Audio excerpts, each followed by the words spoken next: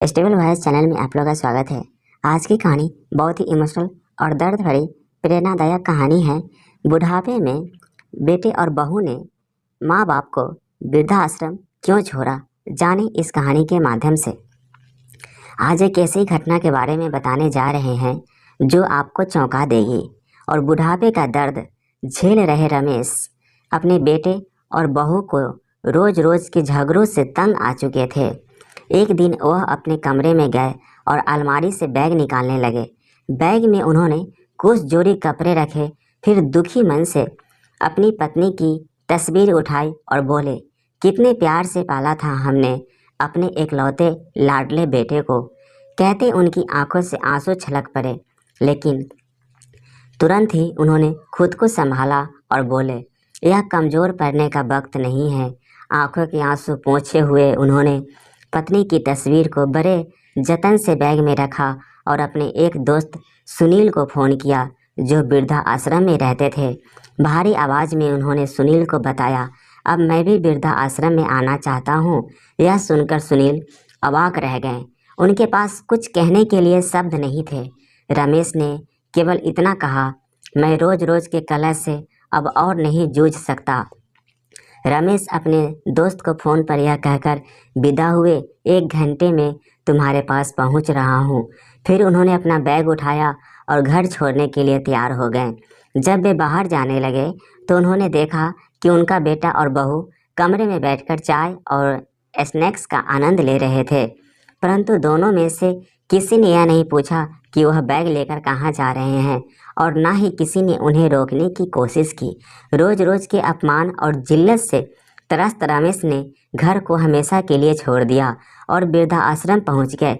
कुछ ही समय में वहाँ उनके कई मित्र बन गए। वे सभी के साथ बातें करते, अपनी पुरानी यादें साझा करते और रोज़ सुबह की सैर और एक्सरसाइज भी करते। धीरे धीरे रमेश को वृद्धा आश्रम में सुकून मिलने लगा। उन्हें घर की अपेक्षा वृद्धा आश्रम का माहौल बेहतर लगने लगा। वृद्धा आश्रम में सभी लोग मिलकर खाना खाते थे, जबकि घर में रोज़ की कलह ने कैलाश बाबू को दिल पूरी तरह तोड़ दिया था। वे अक्सर अपनी पत्नी की तस्वीर से बातें करते हुए कहते, तुम तो मुझे पहले ही छोड़कर चली गई, पर अब बेटे ने भी मेरा साथ नहीं दिया। जिस बेटे के लिए मैंने अपना पसीना पानी की तरह बहाया, उसने भी मुझे भुला दिया। एक दिन रमेश वृद्धाश्रम के प्रांगण में टहल रहे थे, तभी वृद्धाश्रम के बाहर एक कार आकर रुकी। आश्रम के सभी लोग उस कार की ओर देखने लगे, मन में सोचते हुए कि आज फिर कोई अभागा बुजुर्ग इस आश्रम में अपना ठिकाना ढूंढने आया है। रमेश ने देखा कि कार से एक नौजवान लड़का उतरा और उसके बाद एक अधेड़ उम्र की महिला जो शायद उसकी माँ थी। वह लड़का अपनी माँ का हाथ पकड़कर उसे बाहर निकालने लगा। महिला की उम्र लगभग 60 वर्ष हो गई रही होगी और उसने सिर पर पल्लू लिया हुआ था, जिससे उसका चेहरा सही से दिखाई नहीं दे रहा था। थोड़ी ही देर में कार से करीब 35 वर्ष की एक अन्य महिला उतरी, जिसके हाथ में एक बैग था। उस महिला ने बैग बुजुर्ग औरत के हाथ में थमाया और फिर उनसे कुछ बातचीत करने लगी। बुजुर्ग महिला चुपचाप उसकी बातें सुन रही थी, जैसे उसमें बोलने की ताकत ही ना हो। कुछ ही देर बाद वे दोनों महिलाएं कार में बैठकर चली गई और बुजुर्ग महिला वृद्धा आश्रम के बाहर कुछ समय तक खड़ी रही। उसकी आंखों में आंसू थे, जिसे वह चुपचाप पोंछने लगी। फिर भारी मन से वह महिला आश्रम में प्रवेश कर गई। जैसे ही उसने रमेश की ओर देखा, उसने अपने सिर के पल्लू से चेहरे को छुपा लिया और बिना कुछ कहे महिला विभाग की ओर चली गई। रमेश के पास खड़े एक बुजुर्ग ने धीरे से कहा, आज फिर एक माँ की ममता तार तार हो गई। एक बार फिर एक माँ के सपनों को चकनाचूर कर दिया गया। रमेश की नज़रें बार बार उस बुजुर्ग महिला के चेहरे पर टिके रही थी। उन्हें ऐसा लगा कि वह उस महिला को कहीं से जानते हैं, लेकिन उन्हें यकीन नहीं हो पा रहा था। रमेश अब भी उस महिला के बारे में सोच रहे थे। वह रोज़ अपने पल्लू से चेहरा छिपाते रहती थी, जिससे रमेश उसे पूरी तरह पहचान नहीं पाए। लेकिन एक दिन जब वह महिला बागवानी के काम में लगी हुई थी और रमेश टहलने के लिए निकले, तभी अचानक उसके सिर से पल्लू हट गया। जैसे ही रमेश ने उसका चेहरा देखा, उनके पैरों तले जमीन खिसक गई। अनगिनत सवालों ने उनके दिमाग में घर कर लिया। तभी उनका एक मित्र उनके पास आया और बोला, खाना खाने का समय हो गया है, तुम कहाँ घूम रहे हो और इतने गुमसुम क्यों हो? सभी लोग नाश्ते की मेज पर बैठे हैं और तुम्हारा इंतजार कर रहे हैं, इसलिए मैं तुम्हें बुलाने आया हूँ। क्या बात है, कोई परेशानी है? रमेश ने झूठ बोलते हुए कहा। अरे नहीं, कुछ भी तो नहीं, बस थोड़ा टहलने के लिए बाहर निकला था, अभी आ रहा हूँ। जब वे खाने की मेज पर बैठे तो उनकी नज़रें बार बार जानकी देवी को ढूंढ रही थी। वे उनसे पूछना चाहते थे कि आखिर ऐसा क्या हुआ कि उन्हें आज वृद्धा आश्रम आने की नौबत आ गई। ममता देवी का तो पूरा परिवार था और वह हमेशा कहती थी कि वह अपने बेटे और बहू के साथ बहुत खुश है, फिर आज ऐसा क्या हो गया? रमेश ने एक अन्य व्यक्ति से पूछा। 2 दिन पहले जो महिला वृद्धा आश्रम में आई थी, वह आज खाना खाने क्यों नहीं आई है? उस व्यक्ति ने जवाब दिया, वह माता जी आज बहुत दुखी है, इसलिए उन्होंने खाना खाने से मना कर दिया है। परेशान भी क्यों ना हो, आखिर उनके बेटे और बहू ने जो उनके साथ किया, ऐसा तो कोई दुश्मन के साथ भी ना करे। वे बार बार अपने घर को याद कर रही है और सुबह से अपने कमरे में बैठकर रो रही है, इसीलिए उनका ध्यान भटकाने के लिए उन्हें बागवानी करने का काम दिया गया है। यह सुनते ही रमेश के मन में कई विचार उमड़ने लगे। उन्होंने ममता देवी से बात करने का निश्चय किया, क्योंकि वह जानना चाहते थे कि आखिर उनके साथ क्या हुआ जिसने उन्हें इस स्थिति में पहुंचा दिया। यह सब सुनकर रमेश का मन और भी अधिक बेचैन हो गया। वे यह जानने के लिए उतावले थे कि ममता देवी के साथ ऐसा क्या हुआ जो उन्हें वृद्धा आश्रम में आना पड़ा। थोड़ी देर बाद वे महिला विभाग में ममता जी से मिलने गए। रमेश को अपने सामने देखकर ममता जी थोड़ी परेशानी हो गई। रमेश ने धीरे आवाज में कहा, मैं जानता हूँ कि आपने मुझे पहचान लिया है, लेकिन क्या आप मुझे यह बता सकती है कि आप इस हालत में कैसे पहुँची? ममता जी ने कुछ नहीं कहा, पर उनकी आंखों में आंसू छलक आए। यह देखकर रमेश का दिल और भी भारी हो गया। उनका मन कर रहा था कि जोर से चिल्लाकर इस दुनिया से पूछे, क्यों बुढ़ापे में बूढ़े माँ बाप को समाज ऐसे छोड़ देता है? क्या बूढ़े लोगों का कोई आत्मसम्मान नहीं होता? इन विचारों में खोए हुए रमेश वृद्धा आश्रम के प्रांगण में धीरे धीरे टहलने लगे।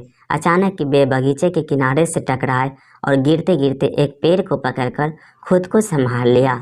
तभी वृद्धा आश्रम के एक कर्मचारी ने दौड़कर उनकी मदद की और पूछा, आप ठीक है? कुछ हुआ तो नहीं? रमेश ने थकान भरी आवाज में कहा, मैं ठीक हूँ, बस थोड़ी देर सोच में डूबा हुआ था। रमेश मन ही मन ममता जी से बात करने का कोई और तरीका सोच रहे थे। वे यह तय कर चुके थे कि जब तक ममता जी उन्हें सब कुछ नहीं बताती, वे चैन से नहीं बैठेंगे। पास से गुजर रहे वृद्धा आश्रम के कर्मचारी ने रमेश को गिरते हुए देखा और तुरंत उनकी ओर बढ़कर पूछा, अंकल जी आप ठीक तो है ना? कोई चोट तो नहीं लगी? अपना पैर दिखाइए, अगर चोट लगी हो तो मैं अभी पट्टी कर देता हूँ। रमेश हल्के से मुस्कुराए और बोले, अरे नहीं, ज़्यादा चोट नहीं लगी, बचाव हो गया, चिंता मत करो। इतना कहकर वे प्रांगण में रखी बेंच पर जाकर बैठ गए। वहाँ बैठते ही कुछ महीने पहले की एक घटना याद आ गई। जब वे घर में बाथरूम में फिसल कर गिर गए थे, उस वक्त उनके पैर में गहरी चोट आ गई थी, लेकिन उनकी बहू ने उनकी चोट को नज़रअंदाज कर दिया और अपने काम में लगी रही। उनका बेटा सोहन, जो उस वक्त घर पर था, चिल्लाते हुए बोला था, क्या संभल कर काम नहीं कर सकते? मुझे तो समझ नहीं आता कि आप इतनी हड़बड़ी में क्यों रहते हैं। कोई काम ठीक से करना नहीं आता, जब देखो चोट लगाकर बैठ जाते हो और हमारा काम बढ़ाते रहते हो। अगर कोई काम नहीं होता तो मत किया करो, आराम से अपने कमरे में क्यों नहीं बैठते? पूरा दिन इधर उधर घूमते रहते हो। सोहन को इतना भी ख्याल नहीं आया कि अपने पिता का हालचाल पूछे या उनकी चोट पर मरहम पट्टी करे। रमेश को अपने बेटे की इन बातों ने बहुत चोट पहुंचाई थी, लेकिन वे चुप रह गए। एक और घटना याद आई। जब रमेश का चश्मा टूट गया था, उन्होंने अपने बेटे से कहा था, बेटा मेरा चश्मा ठीक करवा देना, टूट गया है। लेकिन सोहन ने उनकी बात को अनसुना कर दिया था और उस दिन भी रमेश को यह एहसास हुआ था कि अब वे अपने बेटे और बहू के लिए सिर्फ एक बोझ बन गए हैं। रमेश अपने अतीत में खोए हुए थे। जब उन्हें याद आया कि कैसे उनकी बहू ने चश्मे की बात पर चिल्लाकर कहा था, बस चारपाई पर बैठे बैठे खर्च बढ़ते रहते हैं और कोई काम धंधा तो करते नहीं, बच्चों, जैसी हरकतें हो गई है आपकी, रमेश के दिल को यह बात गहराई तक चुभ गई थी। वे बार बार अपने बेटे और बहू से अपमानित हो चुके थे और हर बार उनकी आत्मा पर एक नई चोट लगती थी। अभी वे अपने विचारों में डूबे हुए थे कि सामने से उनके बुजुर्ग मित्र सुनील जी आते हुए दिखाई दिए। उनके चेहरे पर एक बड़ी मुस्कुराहट थी। उन्हें देखकर रमेश बोले, क्या बात है सुनील, आज तो बड़े खुश नजर आ रहे हो। सुनील जी हंसते हुए बोले, आज मेरे बेटे का जन्मदिन है। उसका फ़ोन आया था कि वह मुझसे मिलने आने वाला है, इसीलिए मैं बहुत खुश हूँ। बहुत दिनों बाद उसका चेहरा देखने को मिलेगा। सुनील जी की बात सुनकर रमेश का मन थोड़ा भारी हो गया। उन्होंने गंभीर स्वर में कहा, जी, तुम्हारे बेटे ने तुम्हारी यह हालत कर दी। तुम्हें वृद्धा आश्रम में छोड़कर चला गया और अब साल में कुछ ही घंटों के लिए मिलने आएगा। तुम इसी बेटे के लिए इतने खुश हो रहे हो? सुनील जी ने मुस्कुराते हुए जवाब दिया, मैं तो इसी से खुश हूँ। मेरे लिए यही बहुत बड़ी बात है कि वह मुझे मिलने आ रहा है। लेकिन रमेश इस जवाब से संतुष्ट नहीं थे। उन्हें अपने मित्र की यह बात बहुत नागवार गुजरी। वे नाराज होकर उनकी बात को बिना सुने ही अपने कमरे में चले गए। मन ही मन सोचने लगे, यह किस्सा केवल मेरे साथ या ममता जी के साथ ही नहीं है। यहाँ वृद्धा आश्रम में रहने वाले हर बुजुर्ग की कोई न कोई ऐसी ही दर्दनाक कहानी है। हर एक बुजुर्ग यहाँ अपने परिवार की बेरुखी और अपमान की वजह से आया है।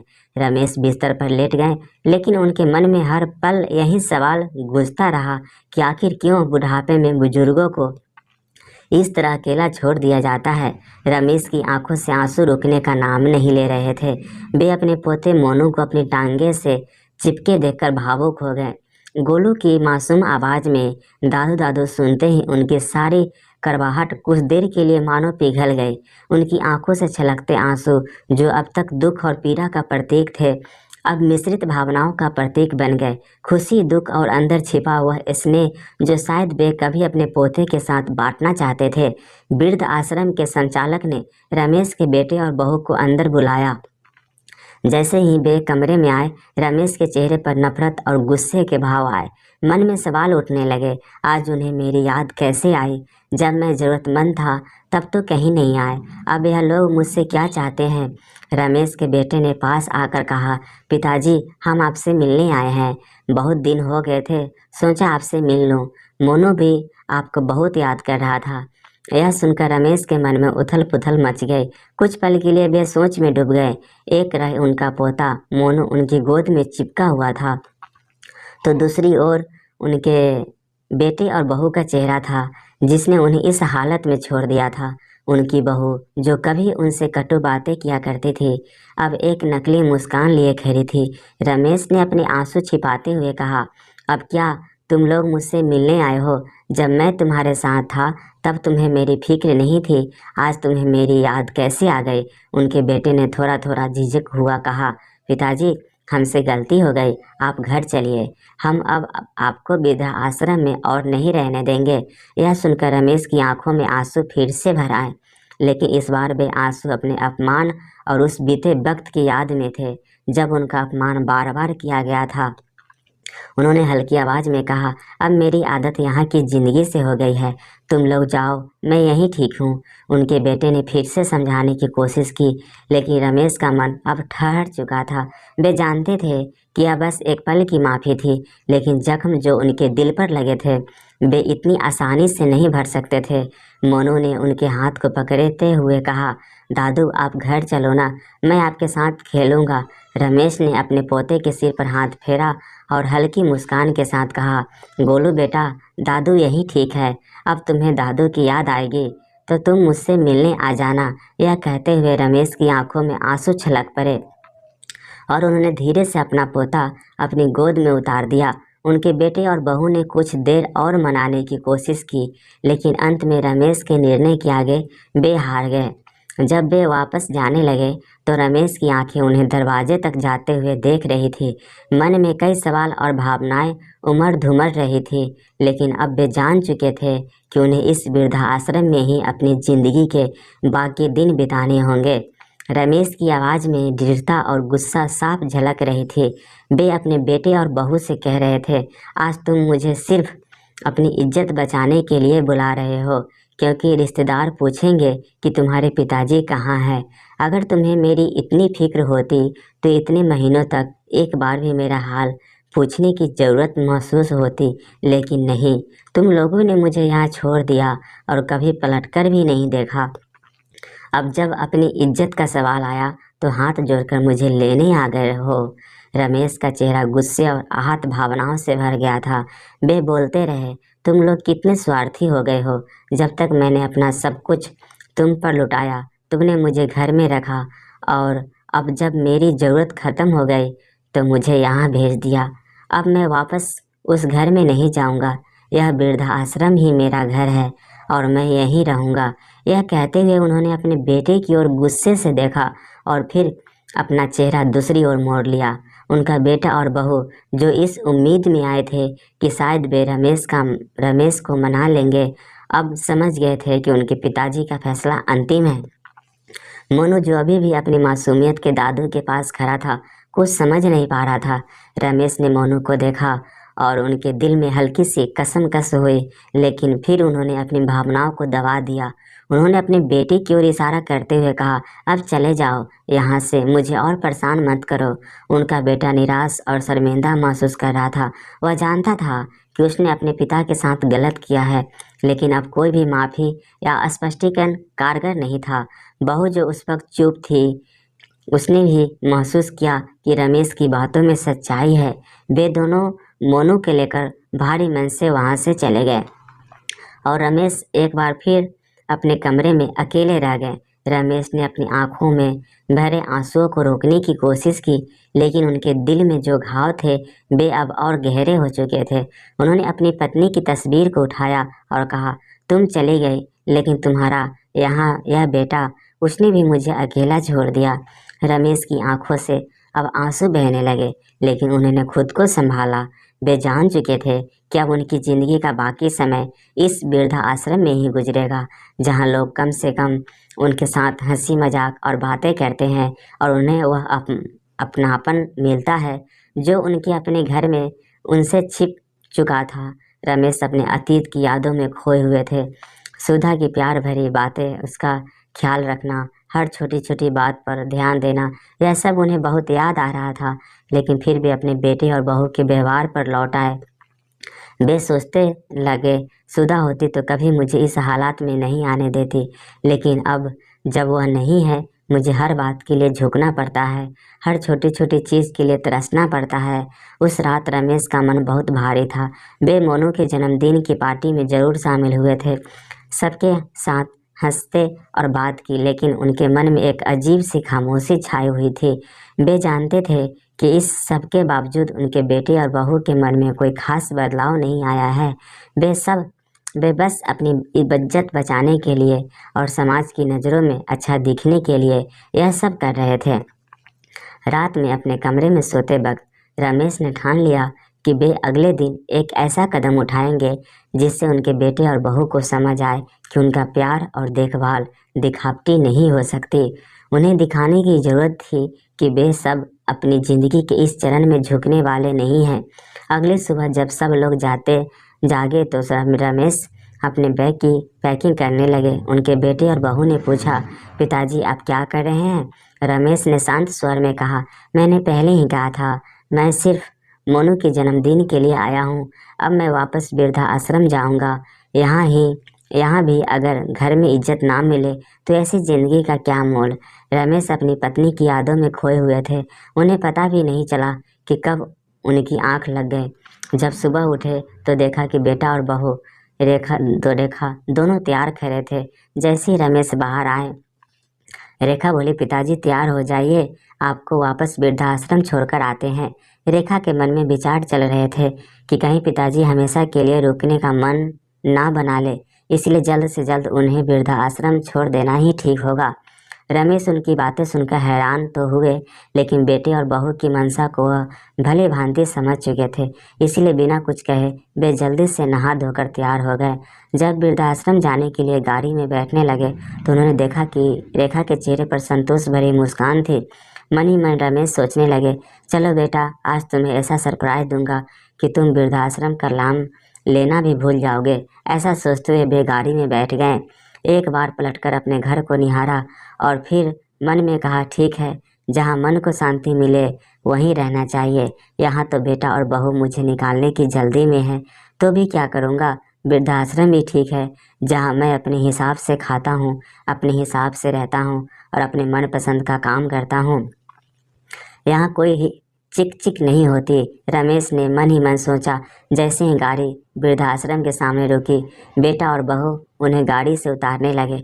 रमेश भी चुपचाप गाड़ी से निकले और अंदर जाने लगे, लेकिन अचानक रुक गए। पीछे मुड़कर अपने बेटे और बहू को आवाज़ दी। वे दोनों गाड़ी में बैठने ही वाले थे, तभी रमेश की आवाज़ सुनकर रुक गए। रमेश ने कहा, वापस मत जाओ, मुझे तुम्हें किसी से मिलवाना है। यह सुनकर बेटा और बहू उनके पीछे पीछे चल पड़े। वृद्धाश्रम के प्रांगण में पहुंचने के बाद रमेश ने वहां काम करने वाले एक व्यक्ति से कहा, ममता जी को बुला दो। कुछ ही देर में ममता जी बाहर आई और जैसे ही रमेश के बेटे ने उन्हें देखा, वह हैरान रह गया। बहू रेखा के चेहरे पर तो जैसे किसी ने पानी फेर दिया। वह घबराई हुई सी दौड़कर ममता जी के गले लग गई और फूट फूट कर रोने लगी। माँ, आप यहाँ क्या कर रही है? आप कब आई और आपने मुझे बताया भी नहीं। रेखा की आंखों से आंसू बह रहे थे, लेकिन ममता जी ने उनकी बातों का कोई जवाब नहीं दिया। रेखा ने फिर कहा, मुझे तो यही लगता था कि आप भाई और भाभी के साथ अच्छे से रह रही हो। कल ही मेरी भाभी से बात हुई थी, उन्होंने भी नहीं बताया कि आप वृद्धाश्रम में हो। मैं कितने दिनों से पूछ रही थी कि माँ से बात नहीं हो रही, माँ कहाँ है, एक बार तो मेरी बात करवा दो। तब भाभी ने कहा था कि आप तीर्थ यात्रा पर गई हो, इसीलिए बात नहीं हो पाएगी। और मैंने भी मान लिया कि आप तीर्थ यात्रा पर गई हो, लेकिन मुझे क्या पता था कि उस जालिम औरत ने आपको वृद्धा आश्रम में छोड़ दिया है। अपनी बेटी की बात सुनकर ममता जी फूट फूट कर रोने लगी। बेटा, तुम्हारे भाई और भाभी झूठ बोल रहे थे। मुझे 1 महीने पहले ही वे यहाँ वृद्धा आश्रम में छोड़ गए थे। रेखा ने गुस्से में कहा, लेकिन माँ, आप मुझे फ़ोन करके बता तो सकती थी, मैं तुरंत यहाँ पहुँच जाती। उन लोगों की हिम्मत कैसे हुई आपके साथ ऐसा करने की। रेखा अपनी माँ से लिपट गई और रोते हुए बोली, मैं आपको फ़ोन करके कैसे बता सकती थी। जिस दिन मैं वृद्धाश्रम आई, मैंने तुम्हारे ससुर जी को यहाँ देखा। इसका मतलब तो यह हुआ कि तुम में और तुम्हारी भाभी में कोई फ़र्क नहीं है। तब मैंने सोचा तुम्हें फ़ोन करके तुम्हारे भाई और भाभी की करतूतों के बारे में क्या बताती। ममता जी ने रेखा को अपने से अलग करते हुए कहा, तुम मेरी बेटी कहलाने के लायक नहीं हो, मुझसे दूर रहो। अगर मेरे बेटे और बहू ने मुझे घर से निकाला है, तो तुमने भी अपने ससुर को घर से निकाल दिया, तो फिर क्या फ़र्क रह गया। अब तो मुझे खुद पर शर्म आ रही है कि मैंने ऐसी औलाद पैदा की। एक ने अपनी माँ को घर से निकाल दिया और दूसरी ने अपने ससुर को। अपनी माँ की बातें सुनकर रेखा शर्म से सिर झुका ले।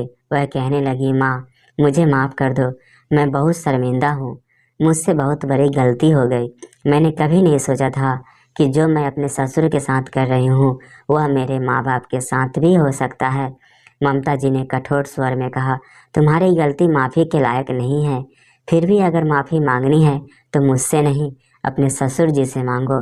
रेखा अपनी करतूत पर शर्मिंदा होकर अपने ससुर के पास गई और उनके पैरों में गिरकर बोली, मुझे माफ़ कर दीजिए पिताजी। ससुर ने उसे सहारा देकर उठाया, लेकिन उनकी आंखों में दर्द साफ झलक रहा था। तभी सोहन ने भी माफ़ी मांगते हुए कहा, अब आप दोनों घर चलिए और हमें आपकी सेवा करने का मौका दीजिए। लेकिन रमेश और ममता जी ने घर जाने से मना कर दिया और कहा, अब हमें अपने बेटे और बहू या बेटी के पास नहीं रहना है, हम वृद्धा आश्रम में रहकर ही खुश हैं। दोनों ने लाख मनाने की कोशिश की, पर रमेश जी और माता जी का एक ही जवाब था, एक बार धोखा खा चुके हैं, अब हम इस उम्र में हमारे शरीर में इतनी ताकत नहीं बची है कि बार बार अपने बच्चों द्वारा दिए गए धोखे को सहन कर सके। इतना कहकर वे दोनों अपने अपने कमरों में चले गए। रेखा और सोहन मायूस होकर घर पहुंचकर उन्होंने देखा कि पिताजी के कमरे में उनके बिस्तर पर एक कागज पड़ा था जो शायद उनकी जेब से गिर गया था। सोहन ने उसे उठाकर खोला तो देखा कि उसमें उनके पिताजी ने एक कविता लिखी हुई थी। क्या किसी ने देखा है, मौत से पहले भी मौत आई है। हाँ, मैंने देखा है, आज मौत से पहले भी मौत आई है। जब जिंदगी अपने आखिरी पड़ाव पर आती है, शरीर भी काम नहीं करता, केवल सांस चलती है, पर दिल की धड़कन आई जाती है। हाँ, मैंने देखा है, मौत से पहले भी मौत आई है। अपने पिता द्वारा लिखे इन शब्दों को देखकर सोहन के दिल में जैसे अनगिनत तीर एक साथ चुभ गए। उधर रेखा अभी भी अपनी माँ की हालात देखकर सदमे से उभर नहीं पाई थी। आज उनके पास पछताने के अलावा और कोई रास्ता नहीं था। किसी ने सही कहा है, संतान का अस्तित्व माता पिता की वजह से होता है और माता पिता वृद्धा आश्रम में होते हैं संतान की वजह से। दोस्तों, इस कहानी को सुनाने का मेरा उद्देश्य किसी को परेशान करना या भावनाओं को आहत करना या किसी के दिल को दुखाना नहीं था, बल्कि आपको जागरूक, सचेत और अलर्ट करना था। इस पूरे वीडियो को देखकर आपका मन गदगद हो गया होगा। ऐसी ही और कहानियों के लिए हमारे स्टेबल वॉइस चैनल पर बने रहें और कहानी का कौन सा पार्ट्स आपको कैसा लगा कमेंट्स करके ज़रूर बताएं। और आप इस चैनल पर नए हैं तो कृपया इसे लाइक, शेयर और सब्सक्राइब कर लीजिए। Thank you.